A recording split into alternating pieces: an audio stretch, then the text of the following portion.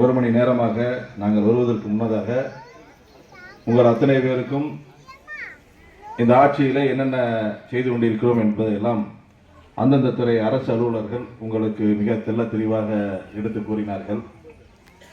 இந்த மக்கள் தொடர்பு முகாம் என்பது மாதந்தோறும் ஒரு ஊராட்சியை தேர்வு செய்து அந்த ஊராட்சியிலே நலத்திட்டங்களை வழங்கி இந்த பகுதியிலே அதற்கு முன்னதாகவே அரசு துறை மூலமாக என்னென்ன உங்களுக்கெல்லாம் தேவை இருக்கிறது என்பதை அறிந்து உங்களுக்காக வழங்கும் திட்டமாக மிகச் சிறப்பாக இந்த மக்கள் தொடர்பு முகாமை நமது மாவட்ட ஆட்சித்தலைவர் அவர்கள் மிகச் சிறப்பாக நடத்தி வருகிறார்.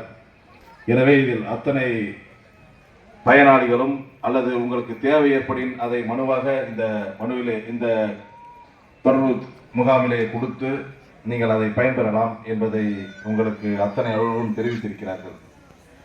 தமிழக முதல்வர் தளபதி மு.க.ஸ்டாலின் அவர்கள் ஆட்சியிலே மிகச் சிறப்பான ஆட்சியாக, அதேபோல இந்தியாவிலேயே நம்பர் 1 ஆட்சியாக உங்களுக்கு மிகச் சிறப்பாக எல்லா திட்டங்களையும் வழங்கி வருகிறார். குறிப்பாக மகளிர் விடியல் பயணம் என்ற திட்டத்தை ஆட்சி பொறுப்பேற்றவுடன் அறிவித்து இந்த 4 ஆண்டுகளிலே மிக சிறப்பாக அந்த திட்டத்தை செயல்படுத்தி பல கோடி பெண்கள் அதை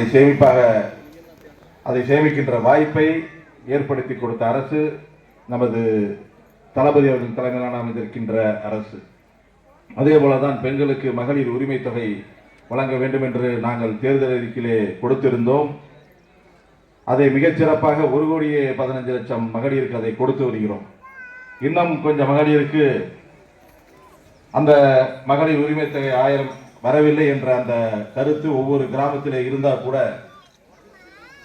கடந்த சட்டமன்றத்திலே அந்த கூட்டத்தொடரிலே தமிழக முதல்வர் எங்களுக்கெல்லாம் அறிவித்து யாருக்கெல்லாம் மகளிர் உரிமை தொகை வரவில்லையோ அவர்களெல்லாம் வரக்கூடிய அந்த ஜூன் மாதத்திலே ஒரு தேதி, அநேகமாக 4ஆம் தேதி என்று நினைக்கிறேன், இருந்தாலும் அரசு ஒரு தேதியை அறிவிக்கும். அந்த தேதியிலே நீங்கள் அத்தனை பேரும், கிடைக்காத மகளிர் அத்தனை பேரும் அதில்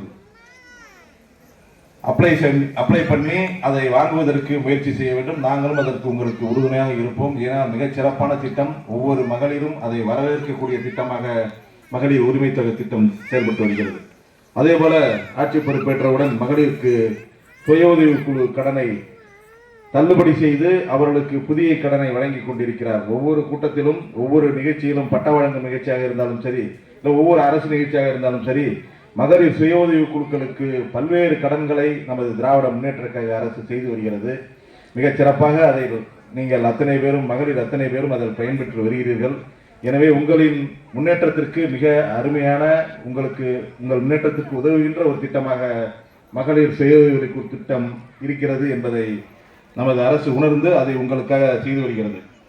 அதே போலதான் கல்லூரியிலே படிக்கும் மாணவிகளுக்கு 6ஆம் வகுப்பு முதல் 12ஆம் வகுப்பு வரை படிக்கின்ற மாணவர்களுக்கு கிட்டத்தட்ட அரசு பள்ளியாக இருந்தாலும் சரி, அரசு உதவி பெறும் பள்ளியாக இருந்தாலும் சரி, அத்தனை மாணவிகளுக்கும் அந்த கல்லூரியிலே 1ஆம் ஆண்டிலிருந்து அவர்கள் என்னென்ன படிக்க வேண்டும் நினைக்கிறார்களோ ஒவ்வொரு மாதத்திற்கும் மாதம் 1000 வழங்கும் திட்டமாக கிட்டத்தட்ட அவர்கள் அந்த உயர்கல்வி படிப்பு என்று சொல்லக்கூடிய BA, BSc, BCom என்று சொல்லக்கூடிய படிப்பாக இருந்தாலும் சரி, அதற்கு மேலும் MA, MCom, MSc என்று சொல்லக்கூடிய படிப்பாக இருந்தாலும் சரி, அவர்கள் எந்த வரையில் படிக்க வேண்டுமோ அவர்களுக்கு மாதம் 1000 வழங்கும் திட்டமாக புதுமை பெண் திட்டம் என்ற ஒரு திட்டத்தை கிட்டத்தட்ட 4 லட்சம் மாணவிகள் அதில் இப்பொழுது பயன்பெற்று வருகிறார்கள்.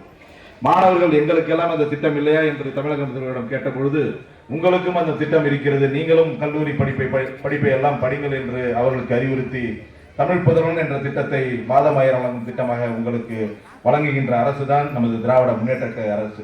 அதே போல ஆட்சி பொறுப்பேற்றவுடன் கொரோனா காலம், நமது மாணவர்கள் எல்லாம் பள்ளிக்கு செல்ல முடியாத சூழலில் இருந்த காலத்திலே இல்லம் தேடி கல்வி என்ற திட்டத்தை வழங்கி மாணவர்கள் பள்ளிக்கு செல்லும் பொழுது அவர்களுக்கு எந்தவித அந்த கடந்த ஒரு ஓராண்டு 2 ஆண்டு பள்ளிக்கு செல்லாத நிலையை தொடரக்கூடாது, அவர்கள் மீண்டும் பள்ளிக்கு வர வேண்டும் என்று மாணவர்களுக்கு உந்துதலாக இருந்த திட்டம் தான் அந்த இல்லம் தேடி கல்வி திட்டம். அதே போல மக்களை தேடி மருத்துவம் என்பது மிகச் சிறப்பான திட்டம். முடியாத, அதாவது கை கால் வராதவர்கள், வீட்டிலிருந்து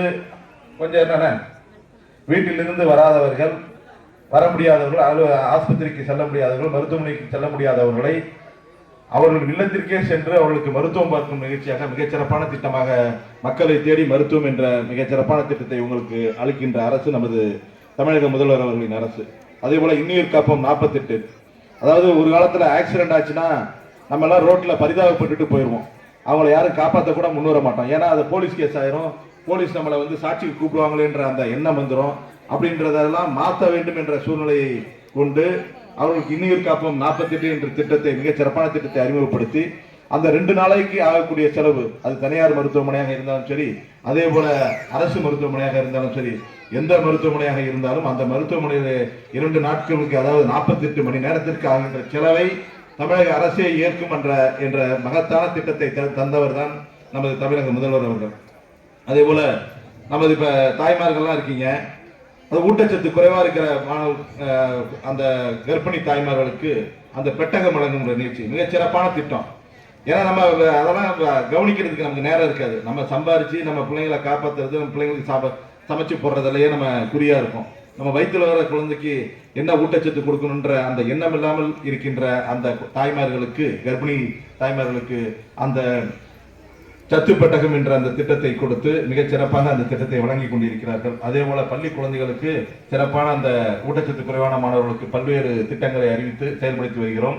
இது போன்ற பல்வேறு திட்டங்கள் சொல்லிக்கிட்டே போகலாம். நம்ம டிஆர்ஓ கூட சொன்னாரு, இலவச வீட்டுமனை பட்டா மிகச் சிறப்பாக இந்த ஆட்சியிலே இலவச வீட்டுமனை பட்டாக்களுக்கு யார் யாருக்கெல்லாம் அந்த வீட்டுமனை இல்லையோ, அதை கேட்கிறவர்களுக்கெல்லாம் எங்கெங்கெல்லாம் அவர்களுக்கு வாய்ப்பு இருக்கிறதோ தகுதியானவர்களுக்கு அந்த இலவச வீட்டுமனை பட்டாவை வழங்கி வருகிறோம்.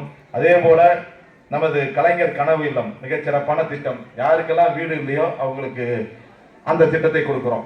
ஒரு சில அதாவது இது வந்து பாகுபாடு இல்லாம, அதாவது திமுகவுக்கு மட்டும்தான் கொடுக்குறோம் அப்படின்ற அந்த பாகுபாடு இல்லாம அனைவருக்கும், ஏன்னா இந்த ஆட்சி வந்து எல்லாருக்குமான ஆட்சி. வாக்களித்தவர் வாக்களிக்காதவர்கள் என்ற பாகுபாடு இல்லாமல் அனைவருக்குமான ஆட்சியை நடத்தி கொண்டிருக்கின்ற தமிழக முதல்வர் அவர்கள் திமுக காரங்களுக்கு மட்டும் தான் வீடு கொடுக்குறோன்னு எந்த ஒரு காலத்தையும் சொல்ல, திமுக காரங்க வீடு கிடைக்கலன்னு தான் சொல்லுவாங்க. ஆனா எல்லாருக்குமே நம்ம வந்து இந்த பகுதியில, இந்த மாவட்டத்துல அனைவருக்கும் கலைஞர் கனவு இல்லத்தை அதை மிகச்சிறப்பாக நமது அரசு இந்த மாவட்டம் செய்து வருகிறது என்ற அந்த மகத்தான தகவலை உங்களுக்கு சொல்லி வருகிறோம். அதே போல சட்டமன்ற உறுப்பினராக இந்த வேப்பந்தட்டை பகுதிக்கு ஒரு புதிய தீயணைப்பு நிலையத்தை இந்த சட்டமன்றத்திலே கூட்டத்தொடரிலே நம்ம தமிழக முதல்வர் அவர்கள் அறிவித்திருக்கிறார். நீண்ட கால கோரிக்கை. அதாவது இந்த பில்லாங்குளம் பகுதியில ஒரு தீ பிடிச்சிக்கிச்சுன்னா, ஒரு வீடு எரிஞ்சிருச்சுன்னா பெரம்பலூர்ல இருந்து வர வேண்டிய சூழ்நிலை. பெரம்பலூர்ல இருந்து வர்றதுக்கு தீயணைப்பு வண்டி வரணும்னா 1 மணி நேரம் ஆயிரும். இப்ப இனிமேல் அந்த பிரச்சனையே இல்லை. அந்த புதிய தீயணைப்பு நிலையம் வந்துச்சுன்னா, அதாவது தீயை மட்டும் இல்லை, அந்த மாடு வந்து கிணத்துல விழுந்துருச்சுன்னா, யாரையாவது கிணத்துல ஏரியில யாராவது குழந்தைய வந்து விழுந்துருச்சுன்னா அவங்களை காப்பாற்றுறதுக்கு உடனடியாக வருவதற்காக தமிழக முதல்வர் அவர்கள் இந்த பகுதிக்கு புதிய தீயணைப்பு நிலையத்தை அறிவித்திருக்கிறார். இது ஒரு மகத்தான திட்டம். இந்த வேப்பந்தட்டை பகுதிக்கு, இந்த வேப்பந்தட்டை மக்கள் எப்பொழுதும் திராவிட முன்னேற்ற கழக அரசான தமிழக முதல்வர் தளபதி மு க ஸ்டாலின் அவர்களுக்கு உறுதுணையாக இருக்க வேண்டும். இது போல பல்வேறு திட்டங்கள் சொல்லிட்டே போலாம். அதே போல வெள்ளுவாடி திருவாளந்துறை அந்த பகுதியில் வந்து ஒரு இணைப்பு பாலம், எப்படி நம்ம இந்த கள்ளக்குறிச்சி மாவட்டத்திலிருந்து இந்த கோகுயிர் பாலம் நமக்கு இருக்கோ, அதே மாதிரி திட்டக்குடி பகுதியிலிருந்து வர்றவங்க நம்ம கோவூருக்கு வரணும்னா கிட்டத்தட்ட 60-70 கிலோமீட்டர் சுற்றி வரணும். ஆனா அதெல்லாம் குறைச்சி திருவாளந்துறைக்கு ஒரு இணைப்பு பாலம், அதே போல வெள்ளுவாடிக்கு ஒரு இணைப்பு பாலம், கிட்டத்தட்ட 15 கோடி ரூபாய் மதிப்புல நமது அரசு இந்த பகுதிக்கு டிஆர்டிஏ திட்டத்தின் மூலமாக மிகச் சிறப்பான பாலத்தை கட்டி முடிச்சு விட்டது. திறப்பு விழாவுக்கு தயாராக இருக்கிறது என்ற அந்த மகத்தான தகவலில் சொல்லிக் கொள்கிறோம். அதே போல பெரம்பலூர்ல வந்து தீயணைப்பு நிலையம் கிட்டத்தட்ட 1969 கட்டின கட்டடம். அந்த கட்டடம் மிகவும் பாலடைஞ்சு மிகவும் மழை பெஞ்சதெல்லாம் ஒழுகிட்டு அது அதுல உள்ள உட்காரவே முடியாத சூழ்நிலை இருந்துச்சு. அதை சட்டமன்றத்தில் நான் தெரிவித்த பொழுது தமிழக முதல்வர் அவர்கள் சென்ற ஆண்டு அதற்கு 4 கோடி ரூபாய் நிதியை ஒதுக்கி அந்த புதிய கட்டிடத்தை உங்களுக்காக வழங்கிய அரசு திராவிட முன்னேற்ற கழக அரசு. இது மாதிரி ஏராளமான திட்டங்களை சொல்லிக்கிட்டே போகலாம். இந்த பில்லாங்குளம் பகுதியில் கூட ஒரு 2-3 நாளைக்கு முன்னாடி, நீண்ட நாள் கோரிக்கை, ஒரு 2-3 நாளைக்கு முன்னாடி நம்ம இந்த பகுதியினுடைய கவுன்சிலர் அவர்கள் இந்த பகுதி நேர கடை வேண்டும் என்று கேட்டிருந்தார். அந்த பகுதி நேர கடையை எப்படியாவது கொடுக்க வேண்டும். எங்க கிளை செயலாளர் கூட ஒரு ஆண்டா நான் கேட்டுட்டு இருக்காரு. அவங்க 2 பேருமே சேர்ந்து கேட்டிருக்காங்க. இருந்தாலும் அதை நான் டிஎஸ்ஓ அவர்களிடம் தெரிவித்து அந்த புதிய பகுதி நேர கடை வர இருக்கிறது. அதற்காக கட்டிடத்தை நானே எனது சட்டமன்ற உறுப்பினரிலிருந்து தருவதற்கு தயாராக இருக்கிறேன். எனவே அந்த கட்டிடத்தை மாவட்ட ஆட்சித்தலைவர்கள் உடனடியாக தர வேண்டும் என்ற கோரிக்கை வைத்து இந்த நிகழ்ச்சியிலே கலந்து கொண்ட அத்தனை அரசு அதிகாரிகளுக்கும் அதே போல பொதுமக்களுக்கும் எனது மனமார்ந்த வாழ்த்துக்களை தெரிவித்துக் கொண்டு, நீங்கள் தொடர்ந்து நமது தமிழக முதல்வருக்கு உறுதுணையாக இருக்க வேண்டும் என்று கேட்டுக்கொண்டு வாய்ப்பிற்கு நன்றி தெரிவித்துக் கொள்கிறேன். நன்றி, வணக்கம்.